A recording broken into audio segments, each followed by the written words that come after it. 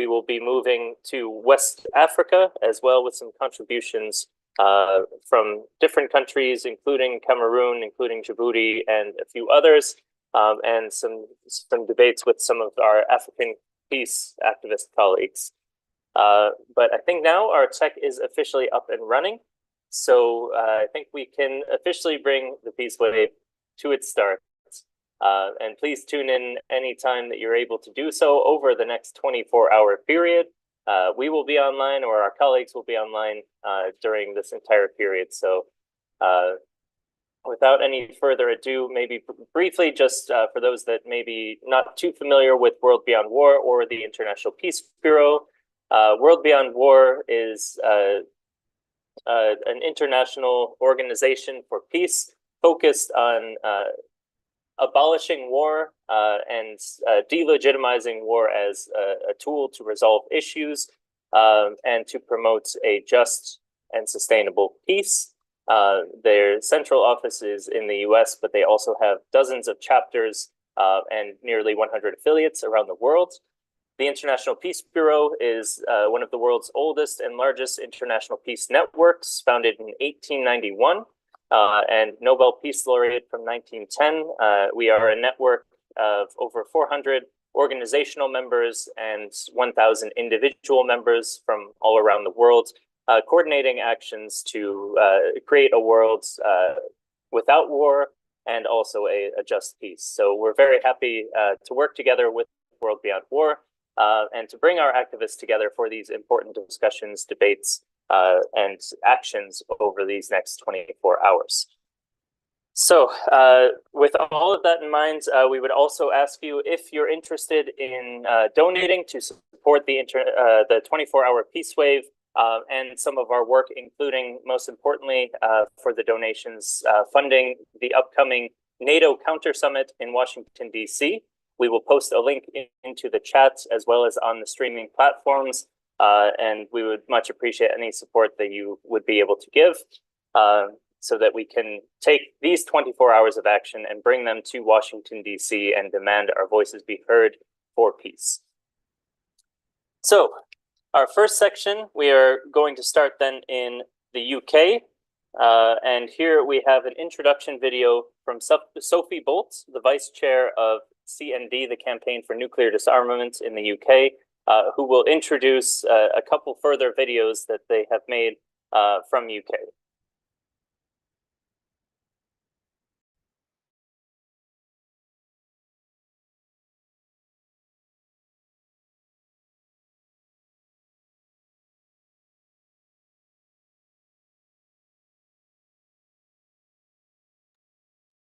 Please bear with us. We are again having just a few technical issues. We promise these issues will quickly be resolved. Here we go. We have, oh no, I think that's just the screen for now coming up, but we'll have video playing quite shortly here.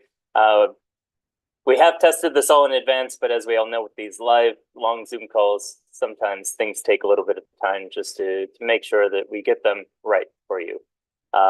So in just 1 second, we'll be able to share that video from Sophie Bolt.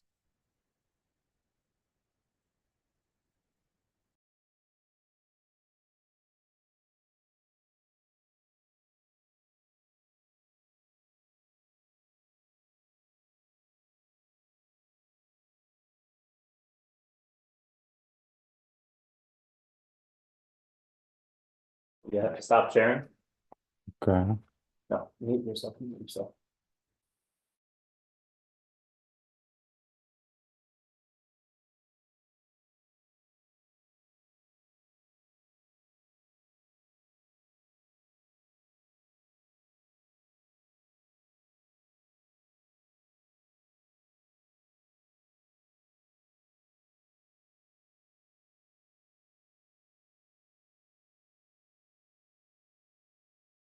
Hello, everybody. I'm really sorry not to be with you today. So I'm Sophie Bolton. I'm one of the vice chairs of the Campaign for Nuclear Disarmament. A massive thanks to the International Peace Bureau and the World Beyond War for organising this amazing 24-hour peace wave ahead of the NATO summit in New York. So as part of the NATO's massive nuclear expansion across Europe, the US plans to site its nuclear weapons at the RAF base in Lakenheath. And those plans have become much more public. The evidence is now overwhelming that the US plans to bring B-60-112 bombs here. We had a huge amount of media coverage back in January, which came on the heels of the British Defence Secretary's speech about defending Britain from a more dangerous world.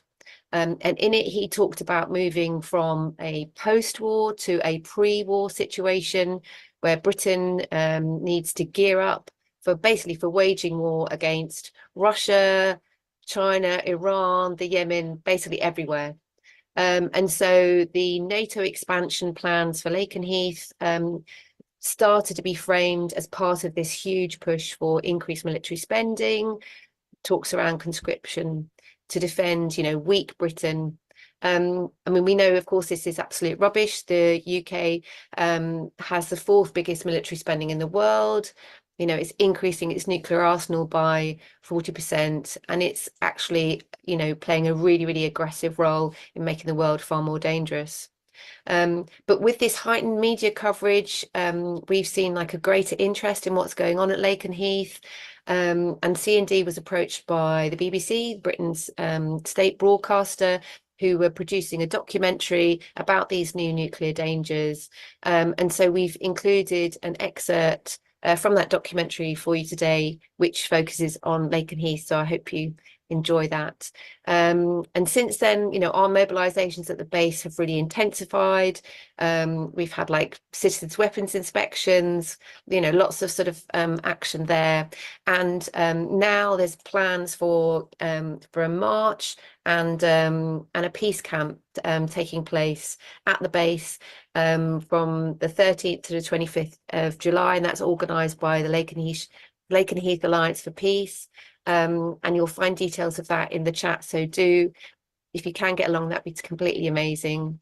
We're right in the middle of a general election now, and CND is mobilising its supporters to lobby candidates to vote for peace. Make sure your vote counts.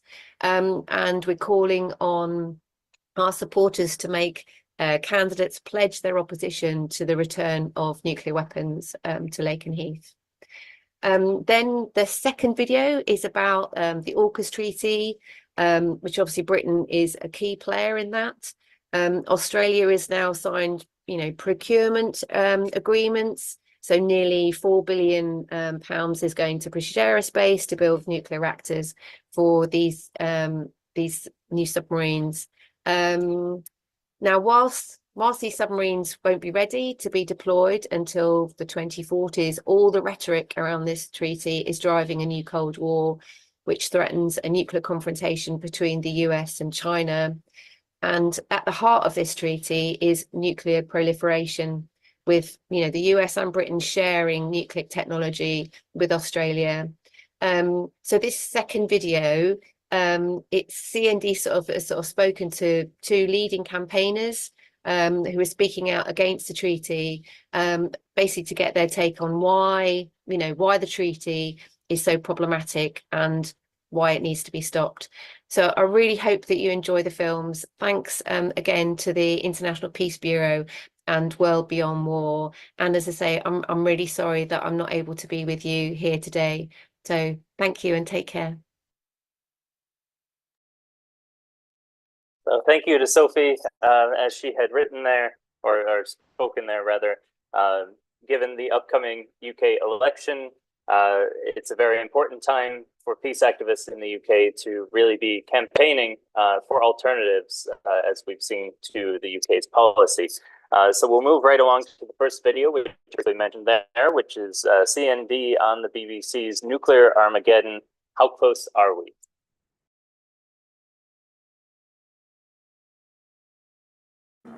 Since 2008, there have been no American nuclear weapons in the UK. But that may be coming to an end.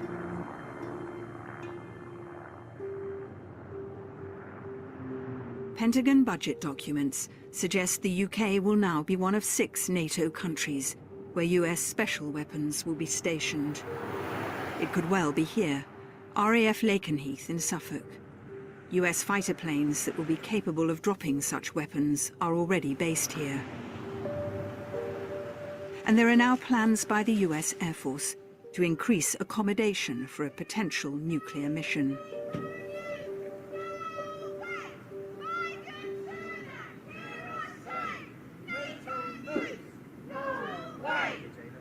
It's small scale so far, but there's protest here by the Campaign for Nuclear Disarmament. Sophie, hi, I'm Jane from the Hi, I BBC. got cold hands. No wonder being up there. What's the Yeah. idea of today? What's this about? This is all about putting the spotlight on Lakenheath. We've got overwhelming evidence that the US are planning to site nuclear bombs here. The government will neither confirm nor deny, but it's absolutely clear. And we know that we've got public opinion on our side. You know, nearly 60% of the population do not want to have US nuclear bombs sited in Britain. This base is surrounded by secrecy. They don't want people to know what's going on, because people do know. They're up in arms about it. I'm here protesting today because people need to know about the threat of nuclear weapons being stored at this site or anywhere, really. So tell me about the 80s. Were you at Greenham Common? We were part of a women-only demonstration, and we came from all over the country. Women who were just desperate to get rid of these terrible weapons that were going to be put on our soil. That's why I can't believe we're doing this again. We shouldn't have weapons of mass destruction anywhere in the world, but when they're on your turf, it's extra incumbent on you to do something about it. We've got nothing to do with this base. It's totally under United States control. If we get Trump in there next time, and he may press the button because he's got a bigger button than Putin, then we are a target. The British government and the American government would say we need this because Putin has threatened to use nuclear weapons in the context of the invasion of Ukraine. The idea that everybody has to nuke up, it's false.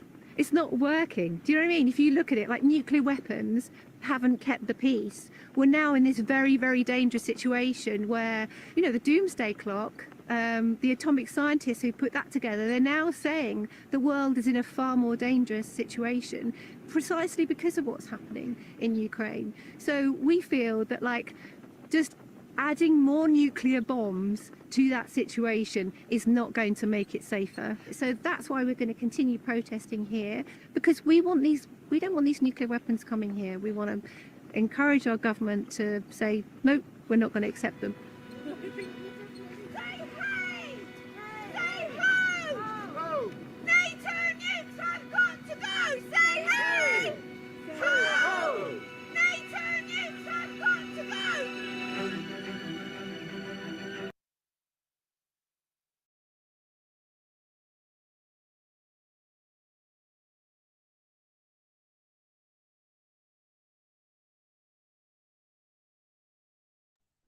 So thank you to Sophie for the amazing video there, and seeing that we are getting media coverage for this very concerning development of US nuclear weapons returning to the UK and to Lakenheath. It's extremely concerning that this is happening, but we're very encouraged by our activists who are there on the ground combating this, and combating it also in the public opinion in the UK at this essential moment. We have one more video then coming from CND. This one is why AUKUS drives nuclear proliferation and a new Cold War. And I think we're ready to show this one, so we'll go right into it.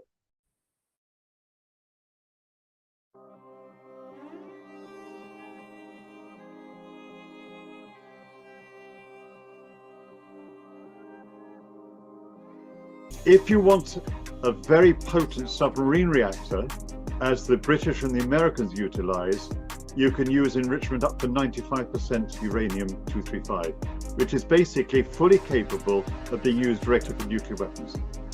What this means is that if Australia is going to have these submarines with this grade of uranium, then they're going to be basically importing it at that sort of level or setting up their entire own plant.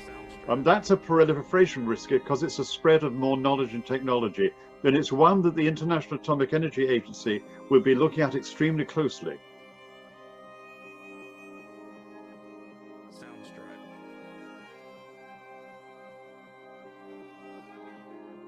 it's really designed to be the tip of the spear of Washington's military escalation against China. We know that neither the UK nor Australia are major military powers on a global level. They're positioning themselves to be the junior partners of the United States in this context. This apparently is your Prime Minister's version of what global Britain is supposed to look like. It's supposed to look like being Washington's junior partner in going up against China, in new provocations against China. And this is very, very dangerous. The US is potentially provoking a war. It doesn't mean that there will be a war. It doesn't mean that there will necessarily even be clashes. And if there are clashes, it doesn't necessarily mean it will escalate to the question of a nuclear exchange. But all of that is far more possible now. We should also keep in mind that on the lower level of conflict that could escalate, unlike the situation, say, in Syria and elsewhere, where the US and Russia have maintained military-to-military hotlines where they can notify the other if there's a glitch, if imagine in the very crowded areas around the South China Sea, a young sailor on either side sees a flare perhaps and thinks, oh my God, we're under attack, I better respond. There can be a quick military-to-military phone call, essentially, to say, hold it, that wasn't deliberate, it was a mistake, we're pulling back, don't respond. Right now, the US and China don't have anything like that. So any small exchange could escalate in a very, very dangerous way.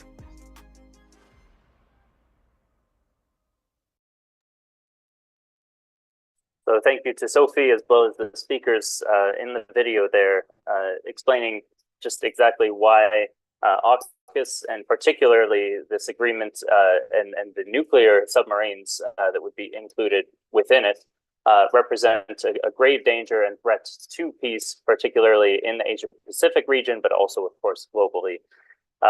So one more time, thank you to CND for this. Just for those that are joining late, again, a welcome to the 24-hour Peace Wave. Of course, we still have 23 and a half hours left here, so you're here with plenty of time. And we appreciate everyone who's joining. Keep in mind, if you'd like to, you're free to write in the chat throughout and share some of your comments, or also speak with one another through the chat. We will have some time for Q&A later for the speakers that are with us in person. But for now, we will move from the UK to its next door neighbor, Ireland. And here we have two speakers, Niamh Bhriain and Edward Horgan, who are joining us live for the event today. Of course, Ireland is a neutral country, which makes it an exception to most of Europe, and one that has played a productive and more peaceful role in many cases, although there are also threats to this neutrality that I think they'll speak about. And both Niamh and Edward were present at a International Neutrality Congress that was held in Bogota, Colombia this past April. So I believe they'll also bring in some comments of that Congress, how things went, and the importance of neutrality towards peace. So Niamh and Ed? Yeah. I'll give the floor over to you, please. Thanks very much, Sean. I think I'm going to go first, and then Ed will probably come in afterwards. But yeah, so thanks a million, Sean and Emily and everyone at IPB and also World Beyond War for inviting me to participate. My name is Niamh Bhriain. I'm from Ireland. I work at the Transnational Institute, and we do lots of research looking at the structural drivers of war, paying particular attention to the arms trade and the role of arms companies and for-profit kind of motives behind pushing an ever more militarized war and world, focusing particularly on the European Union.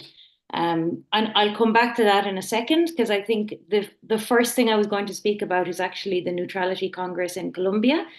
I suppose I want to mention this first because after seeing the videos on the nuclear buildup that's happening likely to happen in Britain, how terrifying a moment that we are living through, and how urgent and necessary it is that we do everything we can to challenge that moment. And I think that the gathering that we had in Colombia was very important in showing that there are alternatives, and we don't have to continue barreling down the road of war, which is what's happening. So I'll speak just for a few minutes on the Colombia Congress. I'm sure people will join later on in the day from Colombia, but I'm not sure if everyone who's here now, because of the time difference, will be on that the call later in the day. So maybe just for people who didn't know about the Congress or might not have been able to join, we had a Congress in Colombia in April, and the theme of the Congress was that we would gather people from around the world. I think there were over 20 countries represented. And I think there were over 100 delegates between people online and people in person in Colombia. And the idea was that we would come together and talk about neutrality. And there was some skepticism about the idea of neutrality, particularly in Colombia, because of the Colombian relationship with the concept of neutrality around the Unión Patriótica, the Patriotic Union, and the genocide that was perpetrated against them during the Uribe government. But so there was some skepticism about the word neutrality, but once you actually tease it out and explain what it is and really get into the nitty-gritty of neutrality as a very active concept, so it's not something where you stand back and say, well, we're just going to put our hands up and do nothing. That neutrality is an active stance, and you actually need to do an awful lot to stay neutral in the face of a war. Then there was the idea that, well, maybe neutrality is an apolitical stance, but in fact, stepping outside a war and saying we're not going to actively participate in this, we're going to promote ourselves as a state that can hold peace talks, that can mediate, that is inherently a political stance. So there was a lot of discussion in the Congress in neutrality in Colombia on what neutrality could look like in different shapes and forms. One of the most local level kind of examples of neutrality that was given in Colombia was how the peace community in San Jose de Apartadó had declared itself a neutral space. So the community is located in the mountains in the north of Colombia, and how they had declared that in their community they would not allow any armed groups to enter into their community space, and that they were able to carve out within international humanitarian law a space where they could promote peace and neutrality while all of these armed forces were actually waging war around them. So that was a very concrete example in Colombia of how the communities themselves actually came together to build their own kind of bottom-up model of neutrality. And then we also had examples of top-down neutrality, where a state declares itself neutral. We had a very interesting example from Mongolia. I think it's probably the middle of the night now, so I don't think there's anyone on here from Mongolia, but if they are, maybe they'll come in afterwards. But yeah, a very interesting example of neutrality in Mongolia, where geographically it's situated between Russia and China. And the only way it has maintained its neutrality and its peaceful status at the moment is by declaring itself neutral in the face of any aggression between China and Russia. We also had another example from Australia, which links back again to the AUKUS agreement, where the vast majority of people in Australia want Australia to actually declare itself neutral in the face of an impending conflict between the US and China, where Australia, under the AUKUS agreement, would most likely be dragged into that on the side of the US, and the vast majority of the Australian public saying, we want nothing to do with this.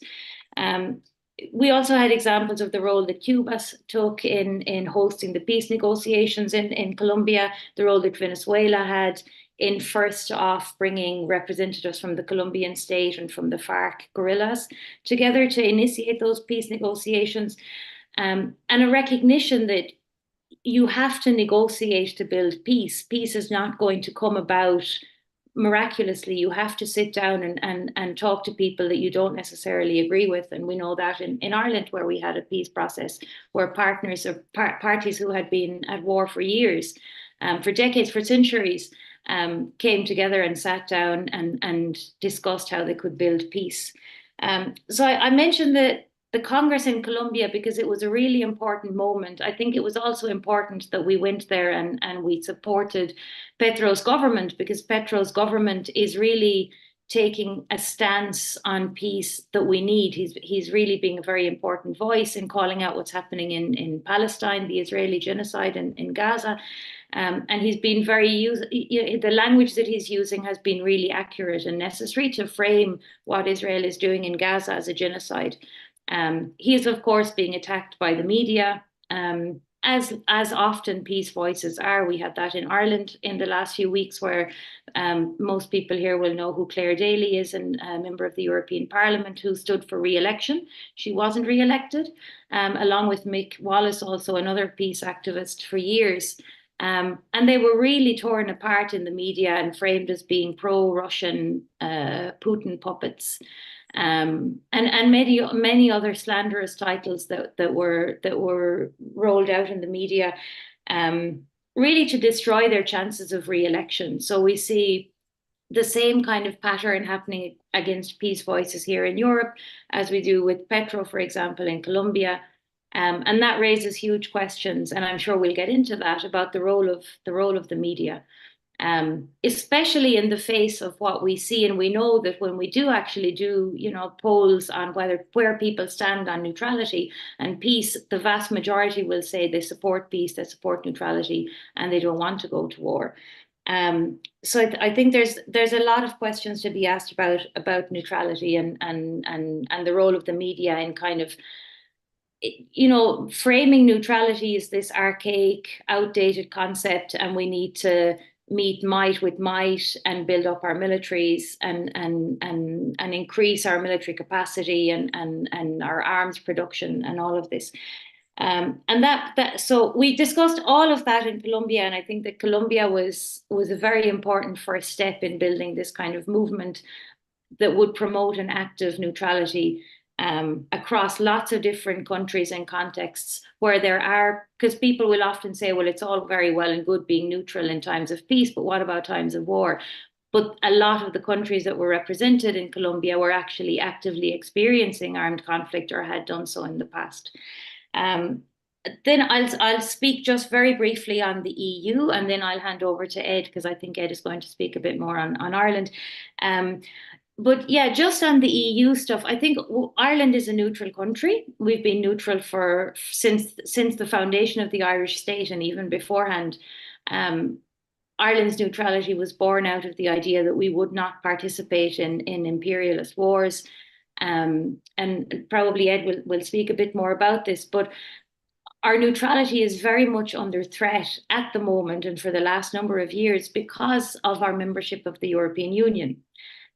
Also, of course, because of the role of the US in global politics, but very much the practical threat to the Irish neutrality stance at the moment is coming directly from the European Union, where the European Union, which started out as an economic union, became more a political union and is now very much a military union. It means that we are being dragged into a military alliance, which Ireland as a neutral country really, it's a violation of our neutrality. We have in the European Union, European public funds going to arms companies. Billions and billions of European Union public funding is going to arms companies that are right now arming Israel, for example. We had yesterday a group of UN experts call out arms companies and the financial institutions that are financing them for complicity in genocide. But then that also would follow then that EU is also complicit in genocide if we continue with European public money to fund arms companies that are arming Israel during what the ICJ has termed a plausible case of genocide. So that the membership of the EU really brings into question to what extent Ireland is able to maintain its neutrality or not. And yeah, I think, Ed, I'll probably hand over to you. I think you'll probably pick up a bit more on this and also in Shannon Airport. But yeah, I think I've probably said enough for now to be able to at least bring people in a discussion afterwards. And I'll hand it over to Ed for now. So thanks very much. Thank you very much, Niamh, and thanks, Sean, and all those who have organised this excellent peace wave. Just by way of introduction, I'm Edward Horgan. I'm a retired major from the Irish Defence Forces. I used to be an expert on armoured warfare, and my last appointment in the military was in command of a tank squadron. There were only little tanks, little Scorpion tanks, but at the same time, I always had reservations about Ireland trying to defend itself as in conventional warfare, the reality is that a country of less than 5 million couldn't possibly defend itself against not only the United States or Russia, but even middle-sized powers like France or the UK. The only way we could defend ourselves might be by guerrilla warfare, which is how we got our independence. But in the meantime, since we became independent, as Niamh mentioned, we have been a neutral state, and active neutrality is definitely the best means of protecting the Irish people. And the Irish people include a huge diaspora around the world. So international peace is of huge importance to us. I write quite a lot of letters to the papers, and I've written one in the last couple of days, which I'll just read out because it happens to spell out the situation with Irish neutrality at the moment, which is very much in danger and being constantly eroded. So it goes like this. Dear editor, humanity is needlessly being led to a cliff edge by reckless international leaders, as it was in 1914. World War III will be the West against the rest of humanity, and if it goes neutral, there will be no winners, and there may be no humanity at the end of it. Since the end of the Cold War, the US, with just over 4% of the world's population, has been misusing NATO and other allies, including Israel, to maintain its military and economic domination over the rest of humanity. It has achieved this so far by waging aggressive resource wars or instigating proxy wars in breach of the UN Charter and international laws that have cost the lives of millions of people in Iraq, Afghanistan, Libya, Syria, Yemen, Ukraine, and now Israel, Palestine, and elsewhere. Successive Irish governments have been complicit in these wars. Our traditional active neutrality has been abandoned step by step, including by joining NATO's so-called Partnership for Peace, which in reality is a partnership for wars, allowing US military to use Shannon Airport, sending Irish soldiers to serve with NATO missions and with the European Union neo-colonial missions in Africa, and planning to abandon the triple lock. The triple lock is a mechanism whereby Irish troops should only be sent overseas on a UN-approved mission. The Irish Defence Forces has been inexplicably downgraded, and the conditions of service of its members are so inadequate that this has led to a recruitment and retention crisis. Irish Defence Forces personnel are training Ukrainian soldiers and providing military equipment to the Ukrainian army, while Ukraine is engaged in a war with Russia, and this is a clear breach of neutrality. Ireland should be promoting international peace in the interest not only of the Irish people, but in the interest of all humanity. Supporting the West against the rest of humanity is putting Ireland on the wrong side of history and could lead to the end of humanity's history. Edward Horgan, Castletroy, Limerick. Again, Niamh mentioned the context of the European Union. The European Union has a total population of somewhere around 450 million. Of its 27 countries, 23 of them are now full members of the NATO since both Finland and Sweden abandoned their neutrality. That leaves just 4 small countries that are in theory neutral. Austria with about 10 million, Ireland about 5 million, Cyprus, I think about 750,000, and the Malta, which is tiny, so that the total population of the 4 so-called neutral countries within the European Union is less than 15 million people out of a European Union population of 450.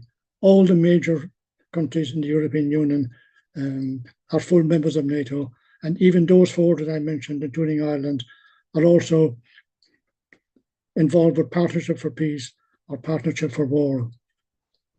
What's been happening, as I mentioned in my letter there, is that since the end of the Cold War, the US has been using NATO in the role of a criminal enforcer in the US wars for resources. The US, NATO, break up the nation states and cause the deaths of millions of people. And including by imposing sanctions, which are doing tremendous damage also. What's happening at the moment in Gaza is being actively supported even by Ireland. I'll just read out an example. I do a lot of tracking of US military aircraft through Shannon Airport. Since 2001, tens of thousands of US military aircraft have passed through Shannon Airport for refueling purposes on their way to and from wars in the Middle East and now in Europe.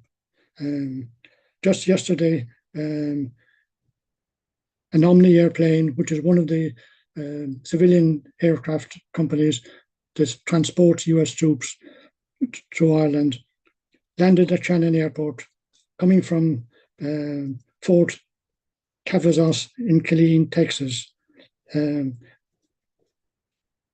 It landed at Shannon Airport yesterday about 1600 hours, took off again at 1800, flew on to Ramstein Air Base in Germany. It then flew from there to Rizau. Now, those of you who don't know where Rizau is, it's on the borders with Ukraine and southeastern Poland. It's now one of the main supply airports or air bases for equipment and NATO soldiers going into Ukraine. It flew from there to Kuwait, which is also a major distribution area in the Middle East for US soldiers who might be going to Israel or Syria or wherever. It then turned around and early this morning landed at Shannon Airport for about an hour or two on its way back to the United States, and it has since landed in Pope Air Base in North Carolina. That's just one aircraft. There would have been several aircraft like that passed through yesterday. And even today, I've been doing a bit of tracking, and two US Air Force executive type planes, one coming from Rome and I think Geneva, and the other one coming from Kuwait. So clearly, a neutral state should not be assisting countries at war. The reality is that Irish neutrality has been very significantly corroded, and in reality, we are no longer neutral. Neutrality was the solution for peace in Europe at the end of the Cold War, but the US felt that it had the ability to remain the dominant power and to keep a stranglehold on the resources of the world. What would have been the ideal solution would have been a band of neutral states, beginning with Finland, the Baltic states, Belarus, Ukraine, Romania, and Bulgaria.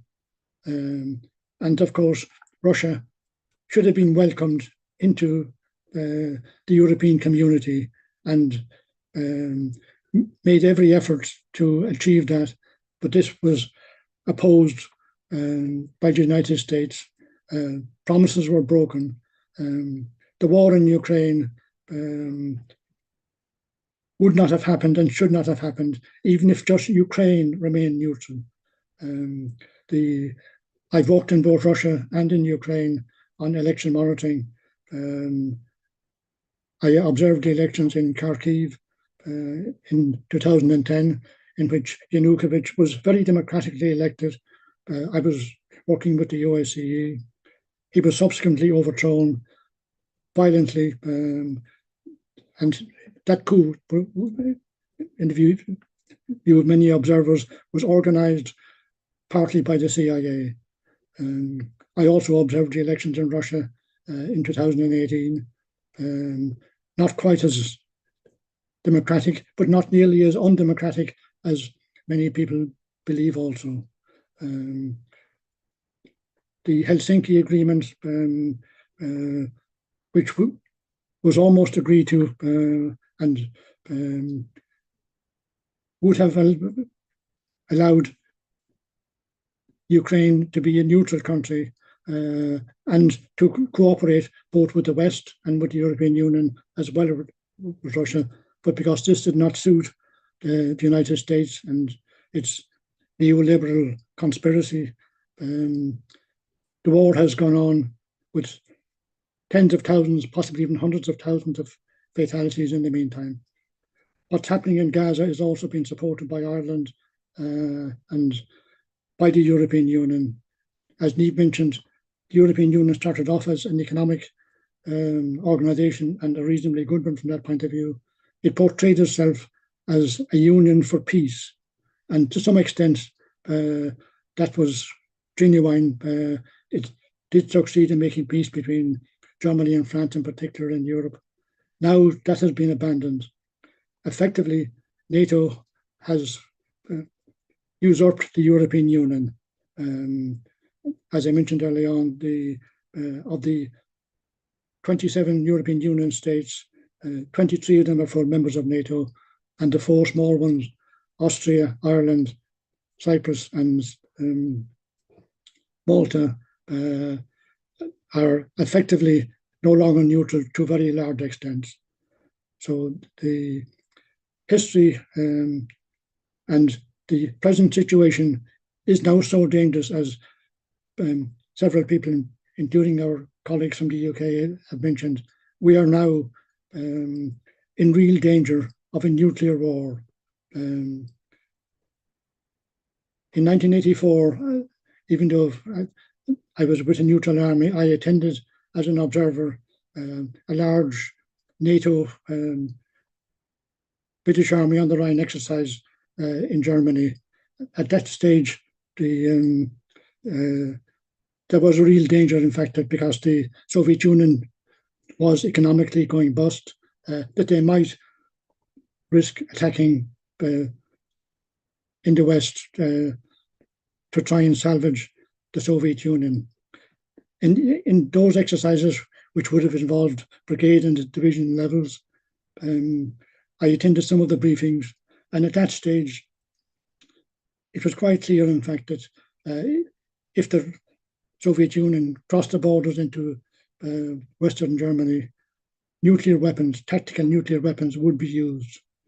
It is very likely that if there is a NATO versus the Russian war in the near future, tactical weapons will be used by both sides.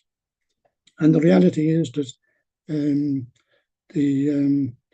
both Russia and the United States, in my view, have a forced use of nuclear weapons, and not just the ability to respond to a nuclear attack. The reality is that the MAD, the MAD, mutually assured destruction, means that the country that uses nuclear weapons first is likely to wipe out most of the nuclear weapons on the other side. So countries like the US and Russia know that they may not have a second chance if they don't use their nuclear weapons first. Many people don't realize just how serious the risk of nuclear war is. And it's a huge risk for humanity. What's happening in Gaza is genocide, but also the risk of a nuclear exchange in the Middle East if Israel sees itself to be targeted. Clearly, Hamas or Lebanon or those smaller countries don't have that ability, and neither does Iran. But even so, Israel has somewhere up to 200 nuclear bombs stored in the Sinai Desert, in the Negev, the Negev rather than Sinai. There is also a significant risk of a nuclear exchange if relationships between India and Pakistan occur. That's quite, I suppose, a depressing prospect, but not enough has been done to prevent it. Niamh mentioned the very optimistic situation with the Congress in Colombia. And again, I think it's important to remain hopeful, and the possibility into the future of other countries in Latin America and elsewhere adopting neutrality is both hopeful and optimistic. Feel free to ask me any questions later on if you want me to expand further. And thank you all very much for your attention and for the great work we are all doing. Thank you. Thank you so much, Ed, for that extremely detailed and comprehensive view into neutrality and its role, particularly in Europe and relating to major conflicts that we're seeing. And thank you to Niamh as well for the excellent summary of the Neutrality Congress in Colombia, and for also explaining, the connections of active neutrality, the importance of active neutrality as really a tool for peace. So I think this has given us really a wonderful overview. We have about 10 minutes now before we move on to our next segment of the Peace Wave. And I know there are a few questions in the chat, so I'll turn them over to you here, maybe just with a few words of my own thrown in as well. But I think the first question, Ed, was just to you about, you had mentioned a recent publication you had, and I think someone was asking if you would be able to post that into the chat so that people could read more on that when they have some time. And then there's also a few comments thanking you, Ed, as well, and mentioning that there were 2 U.S. veterans from the Veterans for Peace Network that went to Shannon's Runway to stop the military flights who were taken into custody. Then we have quite an open question, which I think I hope we'll answer over these 24 hours, which is, what is the state of the international peace movement? And does World Beyond War work with other peace groups in the world? Just quickly on both of those questions, I think 24 hours of peace activities around the world show that the state of the peace movement is strong. It, of course, can always be stronger. There's plenty of work to do, and we need as many people as possible to do it. I'll leave it at that, and I'm sure Ed and Niamh, you'll have more to say on that. And World Beyond War and IPB together are partnering on this. So World Beyond War certainly does work with other peace groups around the world. And I know there are many others that are part of our 24 hours here that will show that. Then there's also the question, just for some more details about the meeting in Colombia. What was the title? When did it take place? And then just some other words of thank you. So I'll turn the floor over to you to answer any of those questions, or maybe also to react to what each other have said. The floor is to both of you. I don't know who would like to go first. Ed, please. Yeah, you mentioned the 2 US peace activists, 2 very good friends of mine, as it happens. I'm a member of Veterans for Peace, and as it happens, I'm also on the board of World Beyond War. So I'm involved with almost too many international peace groups, which keeps me quite busy. Tara Kauf and Ken Myers climbed in over the fence, or cut their way through the fence at Shannon Airport, and went to inspect some US military aircraft. They were duly arrested, as is normal in such cases. Usually in such cases, in fact, I have actually gone into Shannon Airport on a number of occasions myself. I've been arrested on 6 occasions. I've been prosecuted on those 6 occasions. Only once was I convicted, so much so I was getting a bit embarrassed. People were wondering whose side I might have been on. But in my most recent case, I was found not guilty of damaging a US Navy plane on the basis of just cause or justification, but then found guilty in theory of trespass in order to do that. But Ken and Tarek were prevented for 9 months on going back to the States because their passport was held. So in effect, while the trial was being delayed, they were virtually imprisoned in Ireland. However, they spent their time touring Ireland and promoting international peace and Irish neutrality. So what's of huge importance, in fact, is the international cooperation among international peace groups. A small country like Ireland, or a small number of peace groups in Ireland, can't achieve much on our own. That's why the Congress in Colombia was so important. And that's why organizations like the Veterans for Peace, World Beyond War are also essential. I am finding in recent times that there is a burnout situation with peace activists. The situation in Gaza is so horrendous that people are having difficulty coping with it. But it's vital that we continue and that we remain optimistic as much as possible. Well, I'll come in a bit on the peace movement as well, maybe following on a bit from what Ed said, actually. I think on the international peace movement, I was actually, before this call started, myself and Sean were just remembering that this time last year we were having the peace summit in Vienna, the peace gathering that we had in Vienna for calling for peace in Ukraine. And we were all, there were lots of media articles in the papers or at that time calling us all pro-Russian mouthpieces or whatever.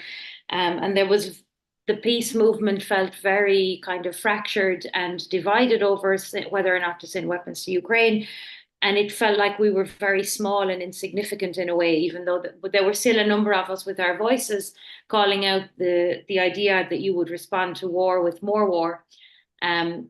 But it felt like we were very fragmented and broken and kind of sidelined. And I think if you fast forward to where we are today, just taking my own hometown of Ennis in County Clare as an example, every single week in Ennis since the 7th of October, there is a march around the town of Ennis and many towns around Ireland calling for an end to the genocide in Gaza. And that call to the end for genocide in Gaza encompasses all of the asks of an anti-war movement. So it's no US military through Shannon Airport, calling for an arms embargo, calling for a ceasefire. So very much the situation in Palestine has really galvanized movements around the world to come out and call for a stop to the warmongering and to the expansive, militarization and this idea that weapons are the answer when in fact they're the biggest part of the problem. So I think I'm actually more positive now about the peace movement and where we are than I was a year ago, because I think people see that if we don't stop the genocide in Gaza, then what's next? This is actually a crisis of humanity. I think it was Antonio Guterres who said this isn't a humanitarian crisis, it's a crisis of humanity. And if we don't manage to stop this and reverse it, then what's next? And I think people that were probably never politically active before are finding themselves out on the streets because they simply cannot sleep at night with what Ed was saying, with the absolute horror that is being live streamed from Gaza day and night for the last 8+ months. People cannot in good, how can you have finding it really hard to even get on with their day? Like Ed said, there's a burnout. A lot of people are really struggling. And I think coming together and going out to protest is actually a way of feeling, well, I'm not alone. There are people, there is a movement, there's a global movement, there's millions of people on the streets around the world every single weekend for the last 8+ months. So I think even whether they come together under the banner of World Beyond War or IPB or other banners or titles or whatever, I think the fact that every single week in my hometown in Ennis, but in Dublin, in Limerick, in Galway, in Shannon Airport once a month, and there's a growing peace movement in Ireland, like in lots of other places around the world, it's a sign. And also I think, just because I usually live in the Netherlands, actually, seeing the way the Dutch police responded to the students that occupied peaceful protest in the universities in the Netherlands, students that took to the area in front of the university in Amsterdam, peacefully set up an encampment. And within hours, the Dutch police came in and ransacked the camp and bulldozed it and arrived in with bulldozers and dogs to evict the students within hours of setting up a peaceful protest camp. When you see that level of violence being used against peaceful protesters again and again over a number of days, because the peace activists kept coming back and not accepting that they were going to be moved on, that is a sign that they're losing. I mean, if you have to inflict that level of violence on peaceful protesters, it's because you have lost control. You have no control if you're marching into a peaceful camp with a bulldozer.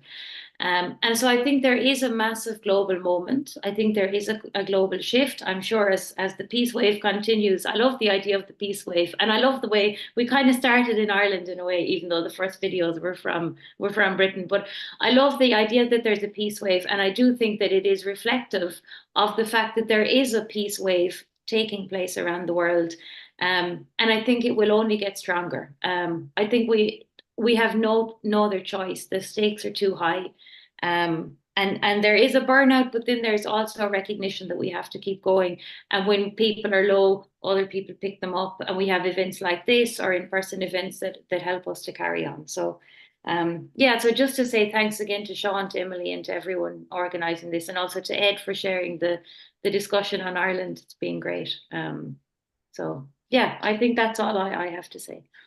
Thanks. Maybe just one final point, and maybe a very important point. The destruction of international and humanitarian law is unprecedented in the history of international law. And if Israel and the US and others who are supporting them get away with the genocide in Gaza, and in the short and medium term, unfortunately, it's likely they will get away with it. But if they get away with it in the long term, it will be atrocious.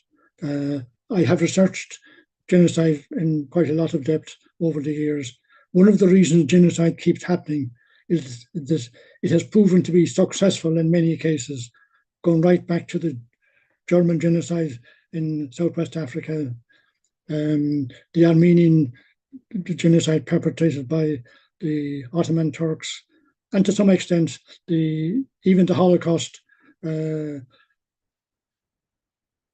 a terrible way, did succeed from a German Nazi point of view of getting rid of 6 million Jewish people almost, and then exporting the problem from Europe into Palestine. And now we see what's happening in Palestine, and Israel, supported by the US very actively, in front of our eyes, committing genocide into our television rooms on a nightly basis. If this is allowed and to be successful, and there's a real danger that it might be, then the whole concept of international law being shredded is of huge importance. Thank you, Edward. Thank you, Niamh, so much for all of your contributions here. This has been a wonderful first hour. We still have 23 hours ahead of us of peace activities. And so we hope many of you will stick on as long as you can for the different sections that we have.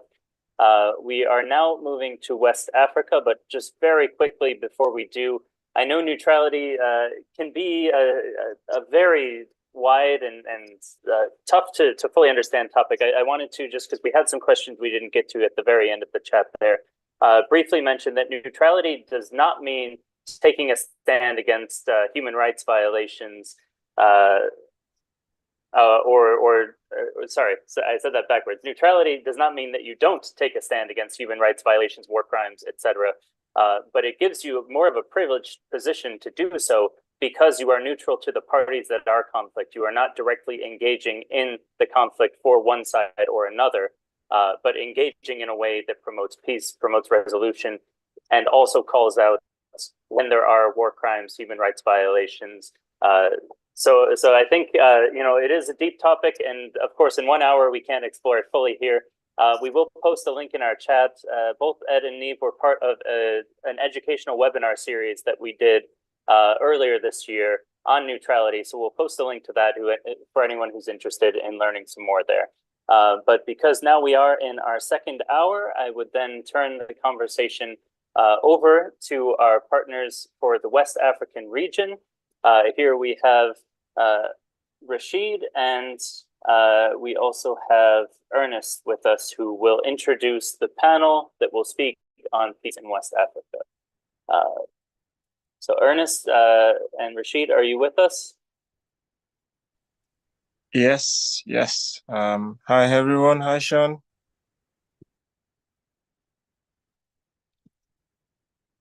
Great.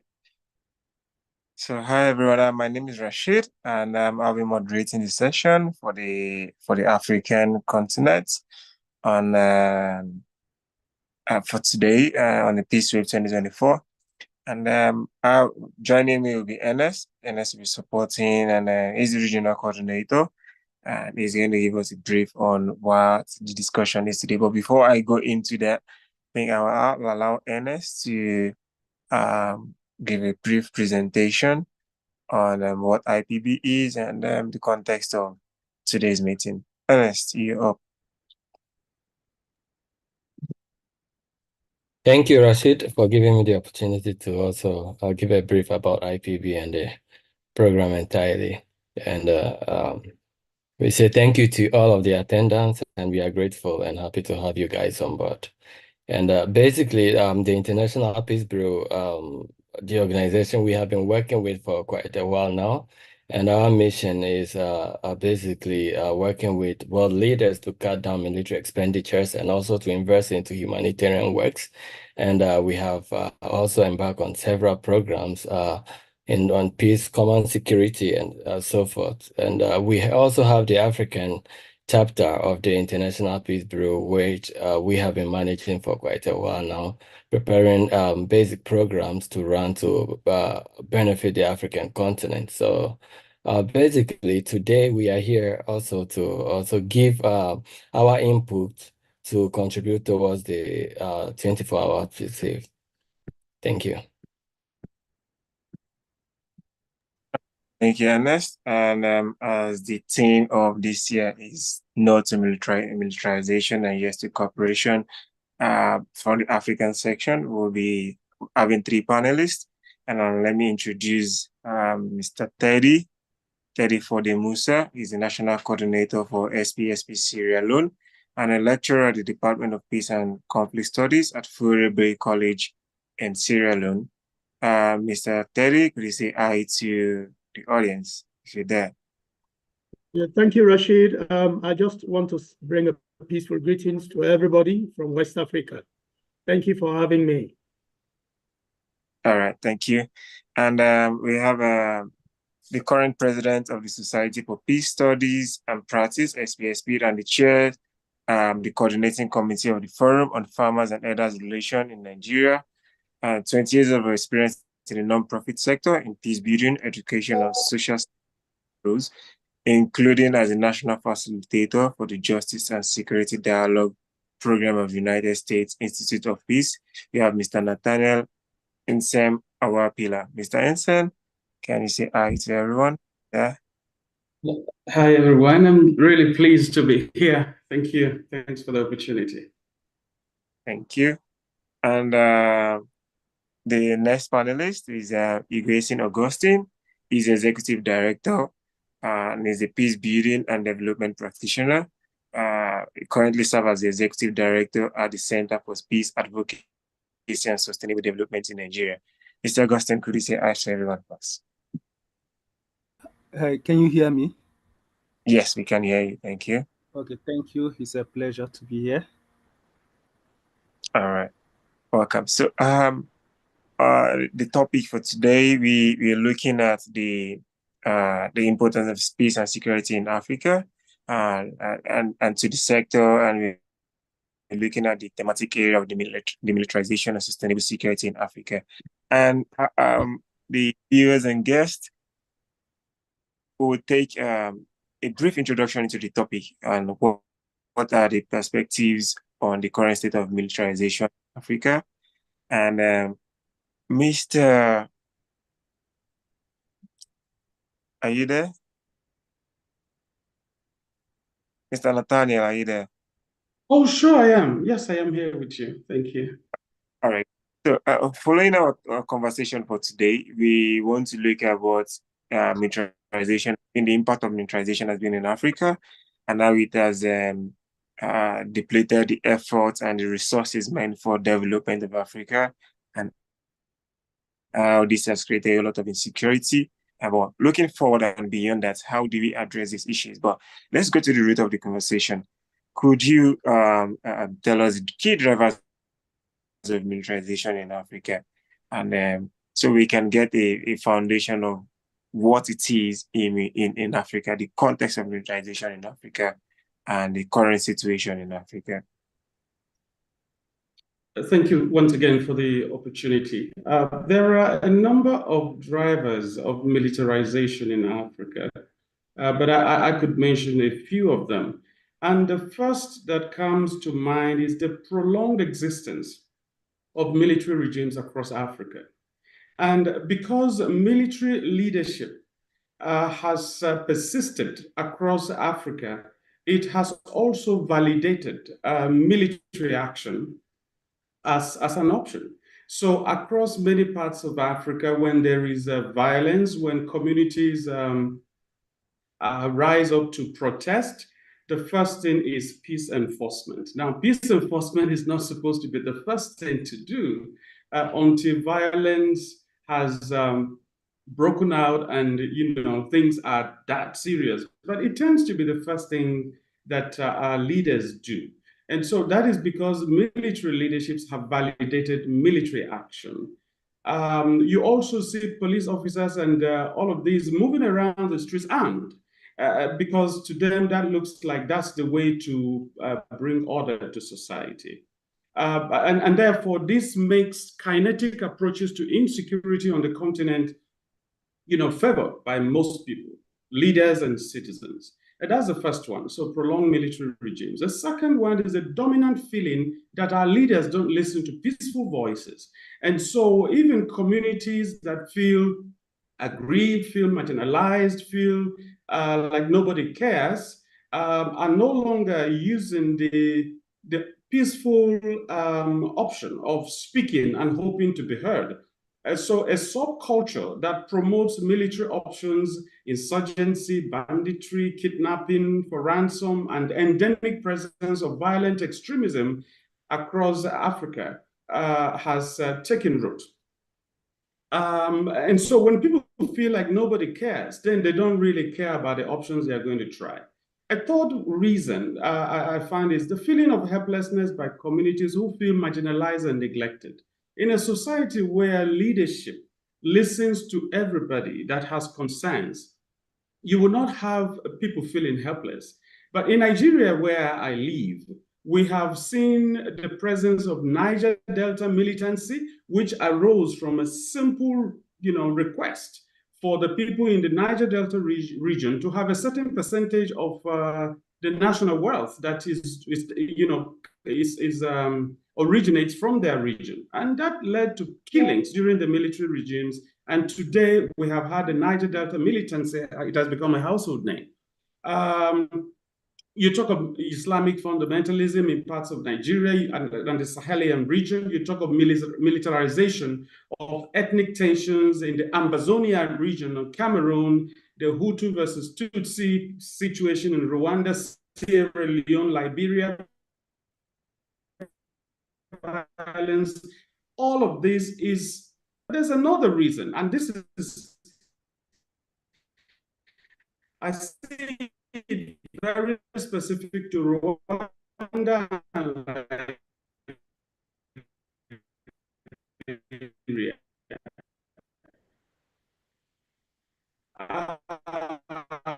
I see it, the fact of lack of commitment protect by global leaders in creating the Hutu-Tutsi genocide in other parts of Africa. When the global leader doesn't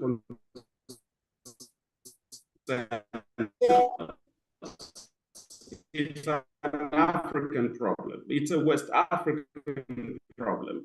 Then it catches up to the fifth one, which I see for African and the sub-regional bodies, ECOWAS in West Africa and the other parts.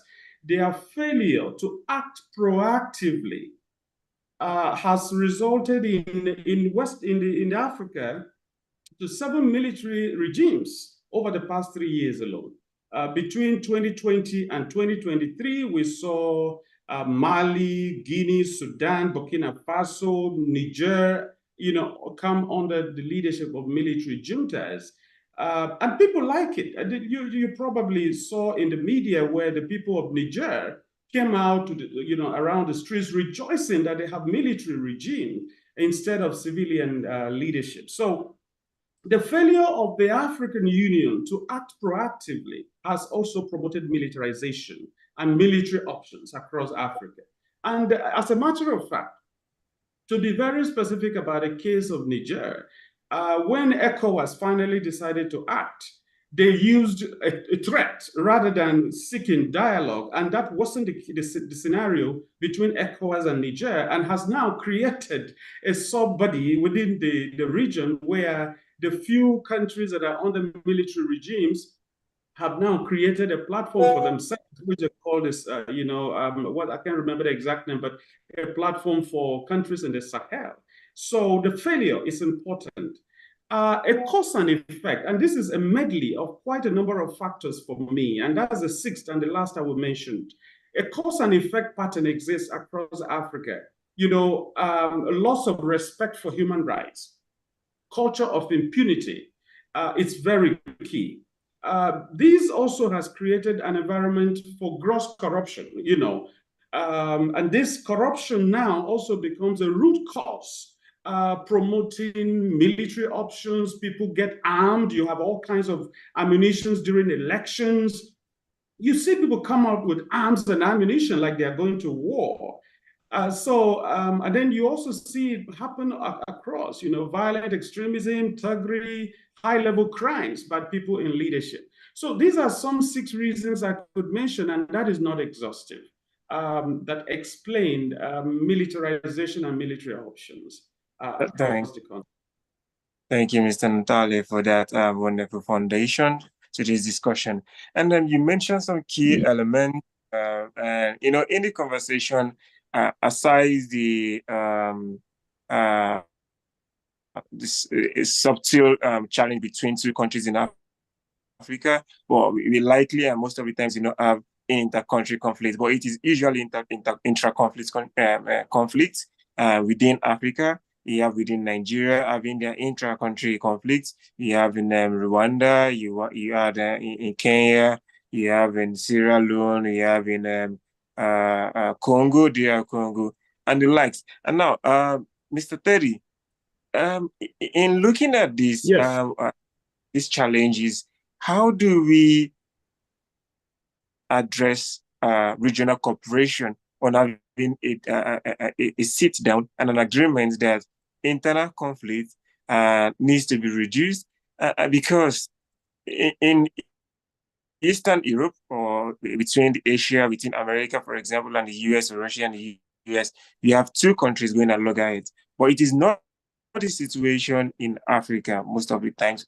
But then we have much more wars, much more conflict and security challenges within countries in Africa. And the African Union Peace and Security Council has not been technically able to provide solutions to that. What do you think of that? How do we, and which then gives them the opportunity for militarization within a country and not preparing for, is not them preparing for war against other countries, but it is more about creating more arms and to create internal conflict. How do we address these situations? Thank you very much for the question. And let me also thank Mr. President for taking the lead on this. It sounds very interesting. And what I want to do is to see how I can start putting things into the historical perspectives in terms of militarization, because this is where it has all started. And if we are talking about a solution, it is good we look at how it all began. He has gone through to label up to 6 factors responsible drivers for militarization. I have designed 3 because I want to use my country, Sierra Leone, as a case study here. And those 3 contexts actually fit into the case scenario of Sierra Leone. So one of the drivers I have identified are the artificial borders that were created by colonialism. Yeah, when the colonialists came, it was basically, especially for West Africa, a tussle between the British and the English, the British and the French. And this is why, for instance, we have countries wherein, like Cameroon, you have a portion of French and the realization of the English. So those artificial borders that they left behind had been creating a lot of, concerns. Militarization has taken a hold on them. For instance, we all know about the Libya-Chad, border conflict. And there was another border conflict between Burkina Faso and Mali. Of course, Nigeria and Cameroon over the Bakassi Peninsula. So these are issues. These are the issues responsible for the militarization. If you put that into the context of my country, Sierra Leone, we as well have an issue of similar face, which is the border, the Yenga border crisis between Guinea and Sierra Leone. Yenga is a border town that is allocated to the Sierra Leonean territory. But when the war started in 1991, Guinea, which is a neighboring country, was not very pleased that they were thinking that the war might have a spillover from Sierra Leone to that of Guinea. And so the closest point they came to sort of prevent their own border was occupying that Yenga. So they were there serving quite some necessary purpose in terms of supporting the government of Sierra Leone against the rebels. But after the war ended, because they have established, the soldiers refused to go back. So that Yenga issue is an issue. It has been coming up, it has been rearing up its ugly head, and to a point that they had to contact the British colonial office in the UK to actually present a clear map as to which country actually lays a better claim over Yenga, whether it is Guinea or Sierra Leone. So that is just one context of it. Another context, I think the president actually spoke about it, which is the military coup factor. I think in Africa alone, we've had over 200 military coups, and not to talk of those failed coups, and half of those have succeeded. In the context of my country, Sierra Leone, you find out that we had the independence in the independence came about in 1961, and in 1967 we had the first military coup. In 1992, the second military coup came with the NPRC guys, just when the war started, a year. And then 1997, the AFRC coup as well came just after we went outside of the 1996 elections. So you find out that the military coup factor as well has been taking hold within the context of the country, and that as well is a driver in terms of militarization. And the third one I would want to bring out is the civil war and that of the liberation struggle. I mean, we all know of liberation struggle, for instance, like what was ongoing in that of South Africa, the apartheid system. But for the case of my own country, Sierra Leone, I think the civil war example is a very good one. We had a very, very brutal civil war, which promoted militarization to a very large extent. I don't think any Sierra Leonean will not be ashamed of what happened within that 11-year civil war. It was a war that started in 1991 and came to an end in 2002. So basically, with all of these factors, hitting out to your question, I think we have to see how we can leverage diplomacy in all of this. And if we are talking about diplomacy here, we want to begin to see how best we can have regional cooperation along that. For West Africa, which is really my own case study, and narrowing down to the Mano River Union Basin. The Mano River Union Basin consists initially of 3 countries, Liberia, Guinea, and Sierra Leone. Ivory Coast has been added of recently. So we now have 4 countries. I think it is good if we can see how best those countries can collaborate around, the area of diplomacy in trying to fix some of these things. It comes out in the sense that once good governance is not properly placed, you will obviously have the military guys jumping in the name of military coups.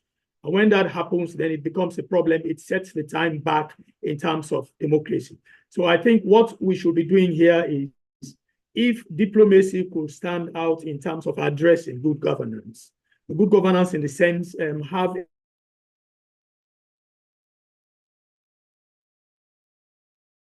a kind of not going the right way, set up mechanisms in terms of early warning signs, conflict resolution mechanisms, for instance, to see how they can call certain leaders to action, if at all things are not working the right way they should be working. So basically, I think in order to address all of this and to answer your question, diplomacy is the best, which can start from sub-regional organizations like the MRU, the Mano River Union countries, then down to the regional organization in terms of talking about the ECOWAS, moving down to the AU.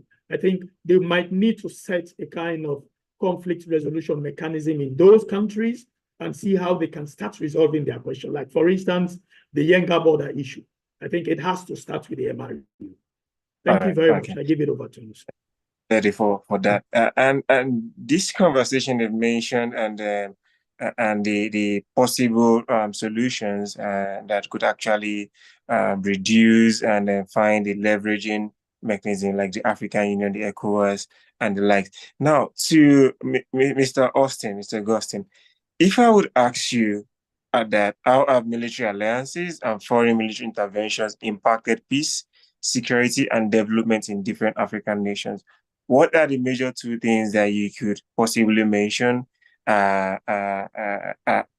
mean, in that regards, if you look at the positive and negative impacts of how military alliance and foreign military interventions has impacted peace. As Mr. Teddy has mentioned, there are coups and there are some countries that have to call in foreign aid, and the francophone countries have to use France as a mechanism for or a system for managing peace in their countries, which has also been a challenge. So if I'll put this question to you, Mr. Augustine, how have military alliances and foreign military interventions impacted peace, security, and development in different African nations?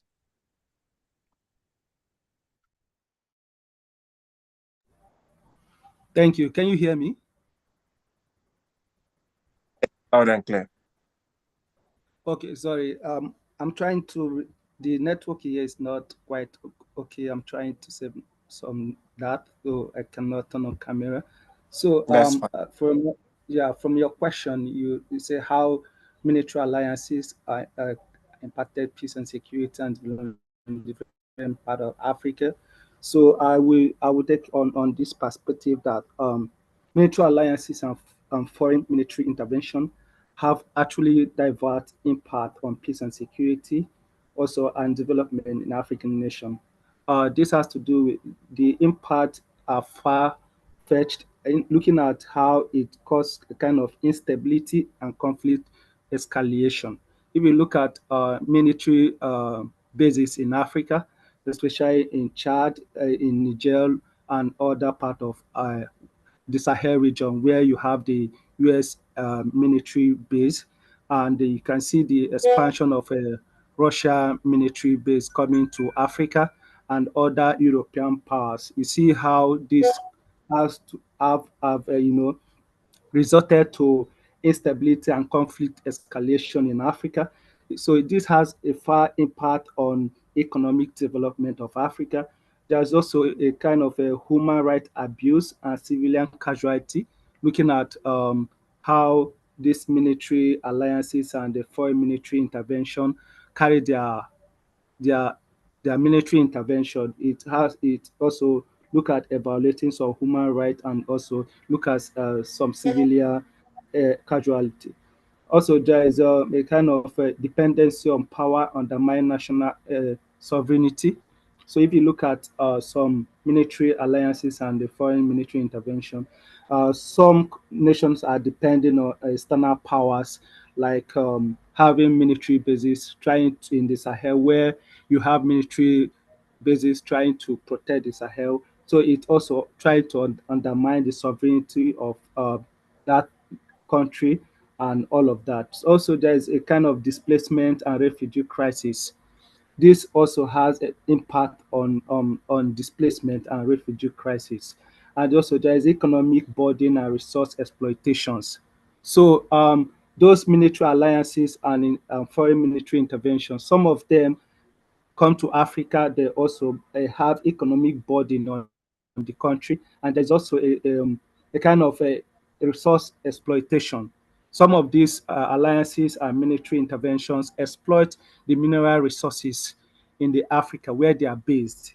Some of them take advantage of their present, explore mineral resources, explore opportunities available to those countries, and they take advantage of these countries because they depend on them for the kind of security and protection. And from there, they exploit them of different mineral resources they have across Africa. If you look at what is happening in Niger, recently the presence of France in Niger, but the Niger people are beginning to push them away because those military interventions or alliances are beginning to exploit what they have in their country. Because of this, it has far impact on them. So I look at it in five broad areas. looking at it, the impact can look, I can say, we look at the instability and conflict escalation. I looked at the human rights violation and civilian casualty. So I look at dependency on power, external power, undermining national sovereignty, and also look at displacement and refugee crisis. And the last one I look at is the economic burden and resource exploitation. So all of these are some of the impact of those military alliances and intervention in Africa, especially in the Sahel region, where you have some military, foreign military presence, both in the Sahel and in the other part of Africa, where you have some military presence. Even the recent Russia coming to Africa to have some military presence, it will have far-fetched impact, not even not in the long run, it will have impact. So all of these are contributing to very contribute to have impact on how African control their military and security architecture in the continent.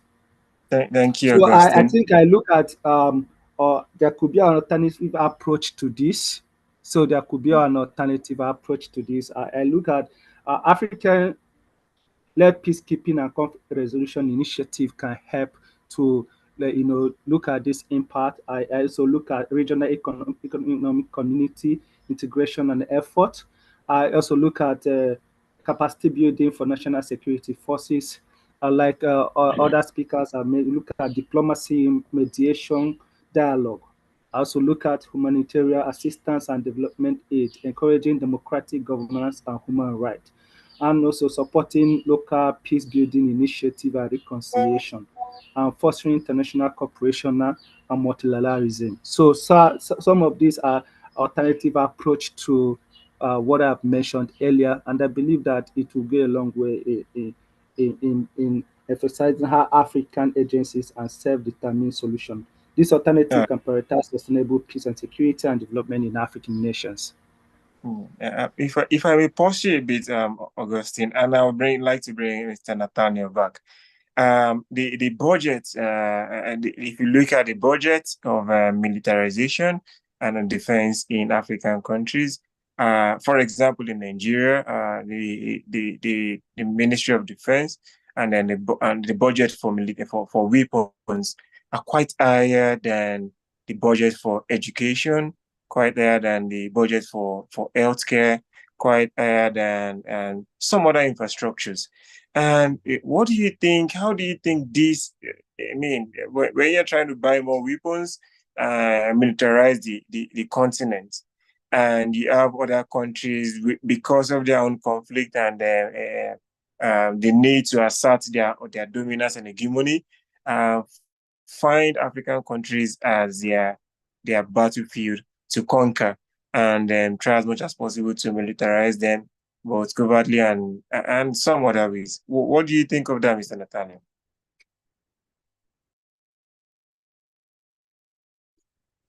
Thank you very much. And without going into statistics at all, you're so correct in talking about the huge budgets that go to support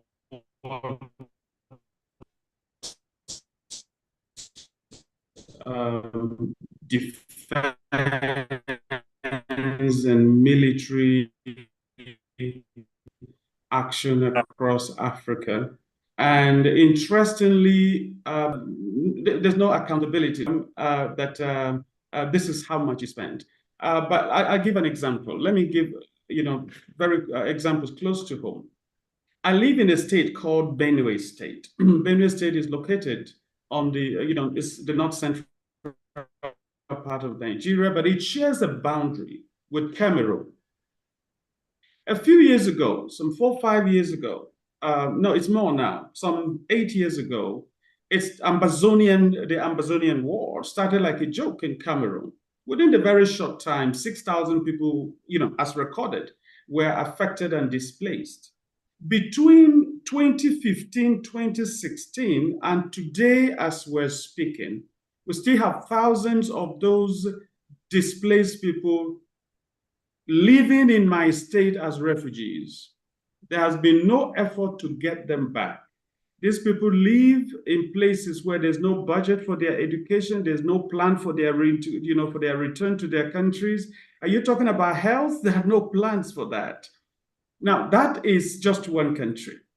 But let me talk about my state, the same Benue state that is accommodating refugees. It's a state that by estimate has about 7 million people. And over a period of 2011 to 2023, out of the 7 million people, about 1.5 have been displaced by violent conflicts that happen annually and annually. A lot of money is spent on deploying the military to the communities who come and compound the situation because they come and they displace more people. No effort to return these people to their ancestral homes. No education. Food insecurity has gotten to a point where food you could buy very easily a couple of years ago, now you can't afford to buy it with 500% of the money you could take care of your home. So the budget that goes to military action is huge compared to investment in what really matters. Welfare is not an issue that is a top priority for government. But that's because of the mindset. That is because the government looks at things, you can reduce all of these actions to kinetic actions for addressing insecurity and non-kinetic actions for addressing insecurity. And governments have preferred to utilize kinetic actions, and they invest in it hugely. Is it China? China will give you millions of dollars worth of arms to fight your battles, your internal wars. Is it America? Is it Russia? Is it France? They will give it to you.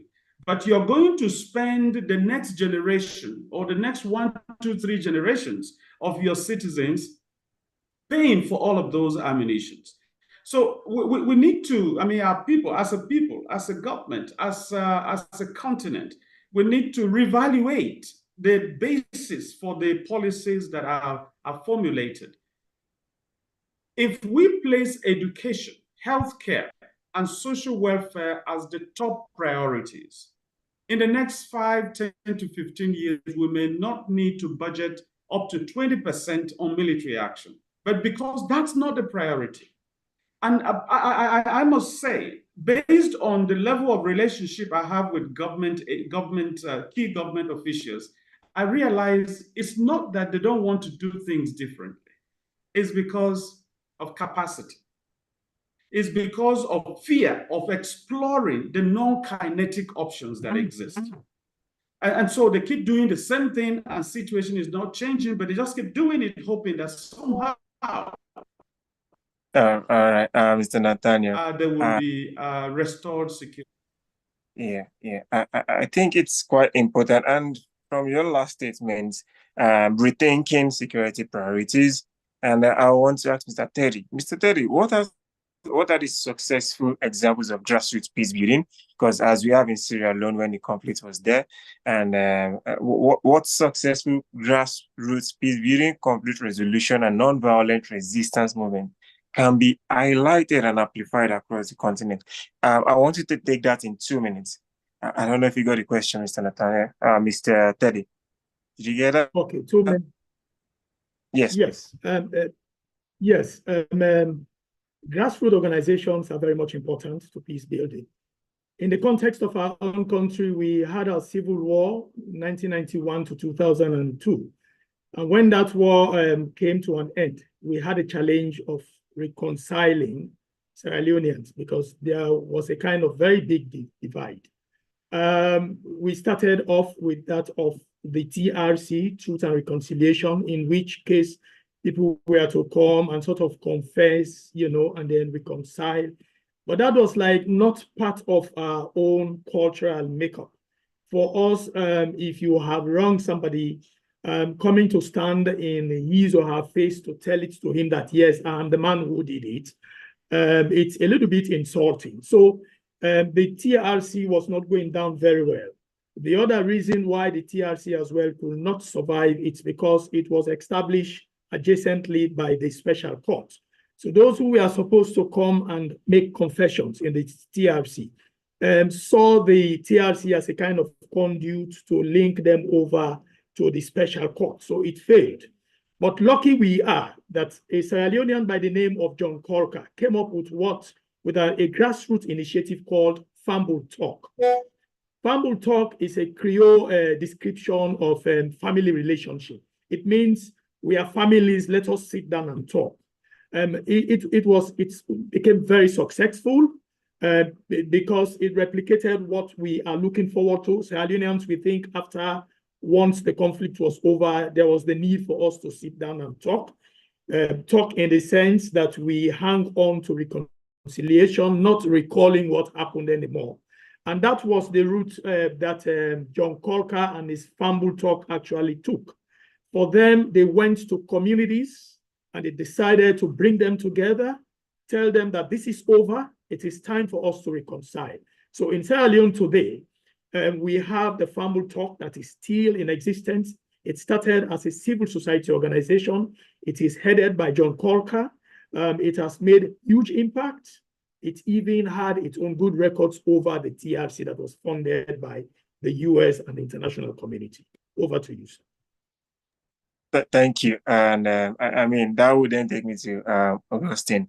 Mr. Terry has mentioned our grassroots and how the people getting involved and having proper conflict resolution and looking forward to the future of providing a sustainable environment for the people of Africa. So as the executive director, and I know you've been being a very strong peace advocate, and not just that, but for sustainable development, what areas do you think we can do better in Africa? And from your experiences, what has been the experience you've seen so far, and how has putting in this effort helped to create more better sustainability and reducing militarization?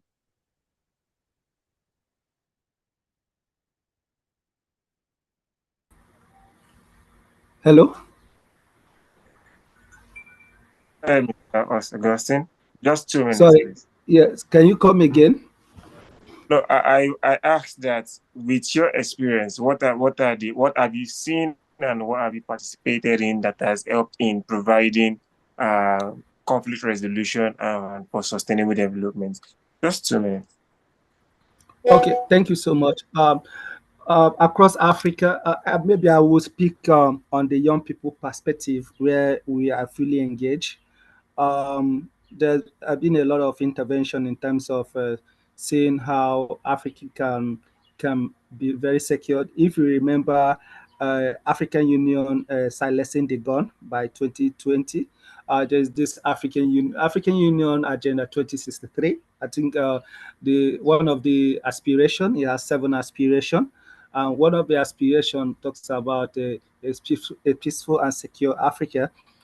On that, there's a major implementation strategy. And one of the implementation strategies talks about silencing the guns in Africa.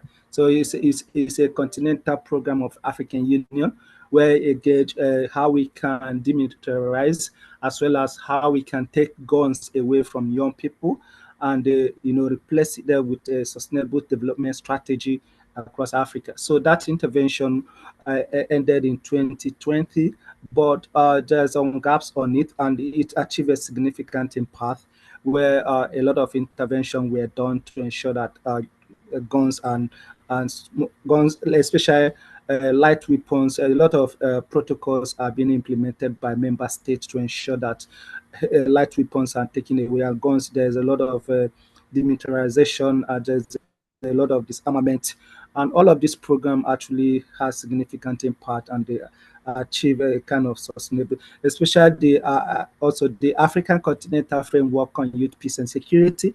These are major interventions that have been able to, see how peace are returned to African and sustainable development. Looking at it from the member states have actually started implementing also National Action Plan on Youth, Peace and Security.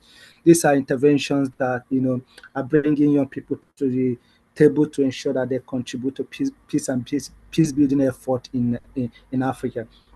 And African Union on its part also looking at various interventions that will ensure the escalation of violence, and the early warning, early response mechanism are in place. A lot of continental intervention, continental meetings to ensure that member states begin to implement some of the protocols and some of the interventions that have been designed by the African Union to ensure that there is a demilitarization. There is a lot of intervention going on across the continent. Thank you so much, Augustine. And yeah, from what you've said, exactly, and the Peace African Peace Council, Security Council, I think one of their main and core agreement is to make sure that there is no war in Africa, and they always try as much as they need to de-escalate it. Unfortunately, we have the internal conflict in countries, but I mean, these documents and these policies and efforts to achieve these things, if properly implemented, we should have a direction. However, so I'll go back to the audience. There are questions here, and then I think anyone that wants to have a question can raise their hand and then make their comment. Or I have a question from Rashid. Yes. Go ahead. Sorry to interrupt you here. But I just wanted to say, since we are nearing the end of our segment here, we have a couple of videos that we would like to show that have been submitted from other groups. Unfortunately, that means we will not have much time for the Q&A. I know this has been a really information-rich 45-minute session here. So I would offer, we have a couple of questions already in the chat. And I would ask the speakers if they wouldn't mind staying on the call a little bit longer. You can also answer the questions in written form in the chat so that we can continue the conversation there, because I think these are very good questions. But unfortunately, since we have this 24 hours, we have to keep moving around the globe. And so we'll go on now to a couple of videos. But just again, to thank Rashid, Ernest, for putting this excellent panel together. And thank Mr. Teddy and Mr. Nathaniel as well for the really deep and important insights that we've gotten from you. I think we will certainly be organizing further discussions on this topic. And then I briefly wanted to mention, I know I had written in the chat, but we had hoped also to have, of course, a gender-balanced panel here, some women discussing, unfortunately, due to some last-minute issues, that was not possible. But in future discussions, of course, we will highlight this, and you can also visit the IPB YouTube channel to hear those various insights. But once again, a huge thank you to our panelists. It's wonderful to learn so much from you, and we look forward to the future opportunities to do so. For now, however, we will turn to two videos, the first of which will be a campaign that World Beyond War, IPB, and several others are supporting to remove foreign military bases from Cameroon, from Djibouti. And then afterwards, we'll have another video on Cameroon tackling gun violence. So I think we're ready to queue up the first video now.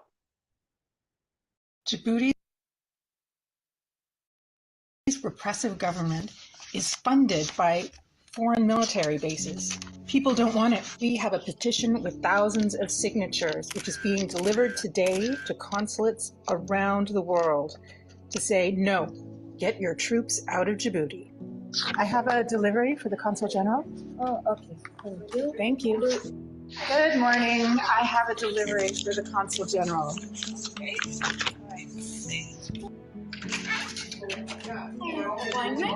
No, I have a delivery for the Consul General. Thank you. Thank you. Hi, I have a package for the Consul General. Here I am in front of the U.S. Embassy in Ottawa, ready to deliver the petition with 2,000 signatures. The gentleman met me at the door, said it doesn't work like that. He's going to take in my ID and he's going to get permission for me to deliver the envelope with the signatures from more than 2,000 people, asking them to close the base in Djibouti. So I will keep you informed and let you know what happens with that. So what is your policy? I just want to know, what is your policy? I'm sorry, I need to report back to people. What is your policy? If you try to enter again, What you'll is be your arrested for policy? trespassing. Just tell me what you Have a just great told day, me. ma'am. What is your policy? Can I deliver this envelope or not? Ma'am, step back. Why? If you step inside the embassy, you'll be charged Why with won't the trespassing. ambassador receive our petition? Because of it's 2,000 security people? policy, you will have to mail it. Have a We great have day. the letter. It's right here in my hand. Okay, sorry, I thought Americans liked freedom and democracy. Be that as it may, when it comes to packages and security protocols, we have protocols that we must follow, and those are inalienable. Sorry, I keep doing this this morning. And we're not about violating for any reasons, okay, ma'am? All right, can I give you a flyer? Take flyers, ma'am. We don't take any handouts.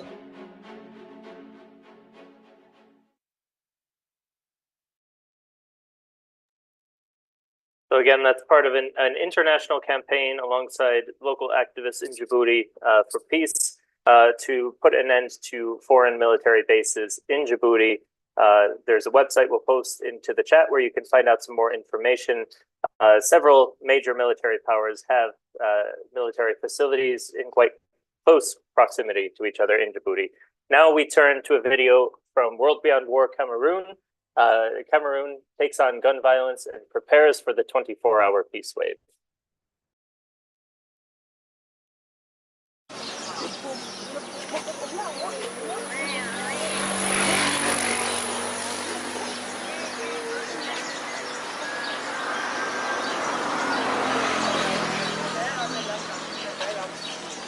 We are here today to celebrate the Global Week of Action Against Gun Violence. Youths and women are the most vulnerable when it comes to violence, especially in conflict-affected areas. That is why Women in Alternative Action Cameroon stands together with Cancer to sensitize the population against the use of armed conflicts, against the use of small arms and light weapons, and we say no to gun violence. Voilà, c'est bon.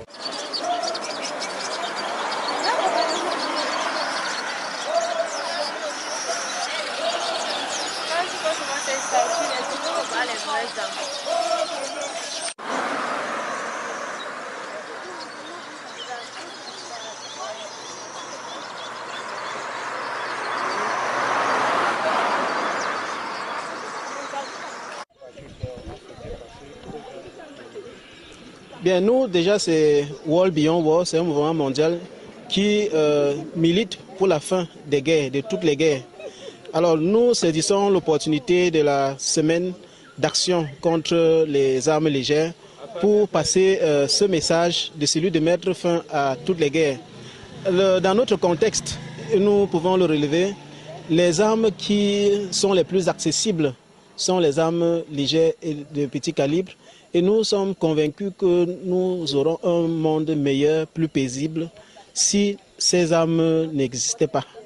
Donc, il faudrait qu'à l'occasion de cette semaine, nos décideurs prennent la pleine mesure de ce phénomène qui devient de plus dangereux parce que les armes légères de petit calibre circulent abondamment et ce sont ces armes qui sont utilisées pour causer toutes les atrocités que nous vivons dans notre pays, en Afrique. C'est pour ça que nous avons participé à cette activité et nous allons continuer de profiter de cette occasion pour rappeler la nécessité de mettre fin à la circulation de ces armes et par-delà la fin de toutes les guerres. Donc c'est pour ça que nous appelons à l'action à l'occasion de cette semaine. Merci. Okay.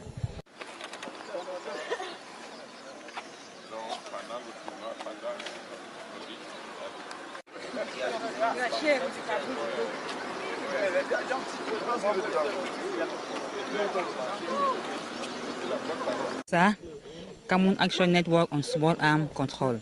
C'est le réseau camerounais sur les armes légères de petit calibre. Notre objectif, c'est de sensibiliser la population, les autorités administratives et toute la communauté sur l'importance de lutter contre les armes légères de petit calibre, surtout dans un contexte de conflit comme celui dans lequel nous sommes. Nous savons que si les conflits perdurent, si les violences basées sur les genres sont perpétrées, ce n'est pas par des armes lourdes, ce n'est pas des armes légères de petit calibre. Et ce sont des armes qui sont faciles à trouver, faciles à manipuler. Et quand ces armes sont dans les mains inexpertes, elles causent plus de danger qu'elles ne produisent des effets positifs. C'est pour ça que, à la faveur de la Semaine mondiale d'action contre la violence armée, nous sommes mobilisés en tant que réseau pour informer la population de cette semaine et surtout pour appeler à l'importance de lutter contre la prolifération illicite des armes. Les armes entre les mains inexpertes sont dangereuses. C'est pour ça que Kansa a joint sa voix à la communauté mondiale pour pouvoir commémorer cette semaine.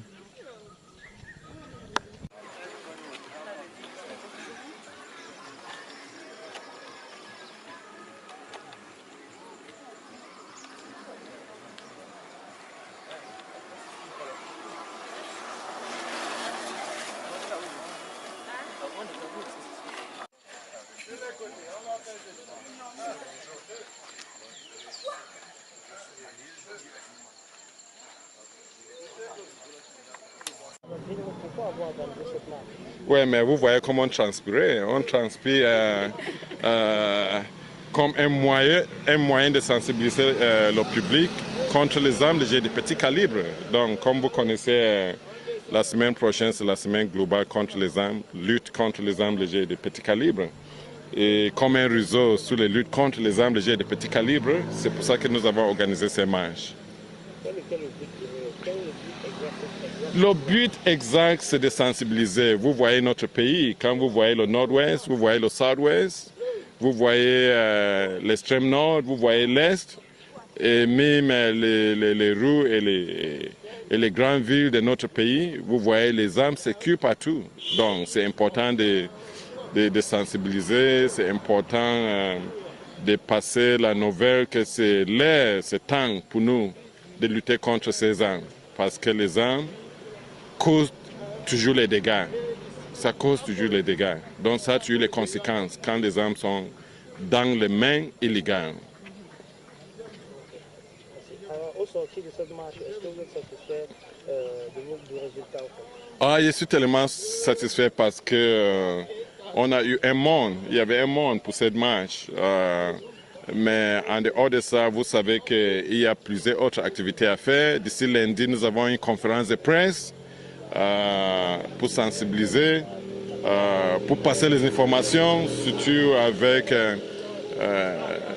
les administrations, la société civile et le public en général, sur ce que le Cambisop fait, sur ce que le réseau de lutte contre les armes légères fait en termes de la lutte contre les armes légères de petit calibre au Cameroun. Et juste pour ajouter que le réseau, c'est un réseau de plusieurs organisations qui travaillent contre les armes légères de petit calibre.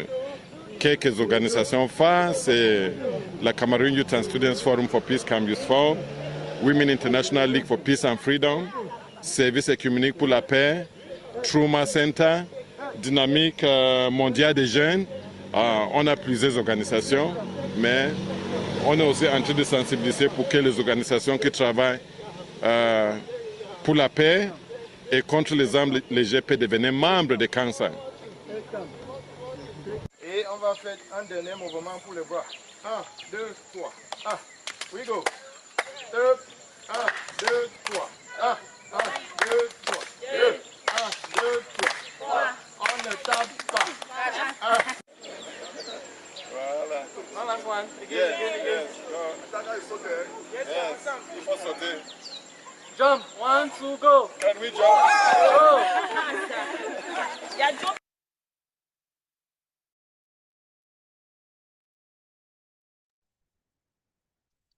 So thank you to all the participants in Cameroon for marching to take on violence and gun violence in particular with small arms. This is very important and it's very inspiring as well to see these actions on the ground as part of the peace wave. Now we are nearing the end of the first of the 12 parts of the peace wave, so we have just a couple minutes left here. Welcome to everyone who is joining in. A very kind welcome from IPB, the International Peace Bureau, and World Beyond War. We're very happy to have you all with us now as we enter hour 3 of the 24-hour peace wave. This event is traveling westward around the world, so we have seen the UK and Ireland and then moved into West Africa. And now we will be moving across the Atlantic and we will be going to South America. Now, if you'll bear with us just for a couple minutes here, Every 2 hours, we restart the recording and restart the stream in order to avoid any limits needed. So we'll take just a couple of minutes before the hour here to get